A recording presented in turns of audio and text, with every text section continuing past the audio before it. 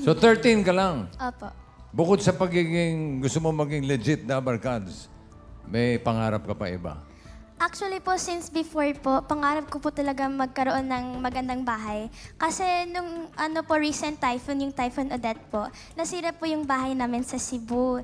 And buti na po na pagpunta namin dito sa Manila, meron po kaming kastayhan dito.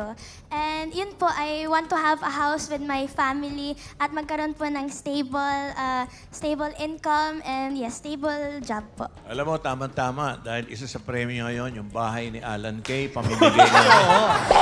Titira na po ako doon. Ibigay mo, clowns! Kayo na Bagong-bago kayo. Gusto nyo ba makita? Panoorin natin to. Wala. Wala. Sorry. Hindi, para sa sarili mo. Wala ka ba? Kasi 13 lang to eh. Oo. Pagdating mo ng 14, baka gusto mo na maging ganito. Ano gusto mo maging? Ano po, gusto ko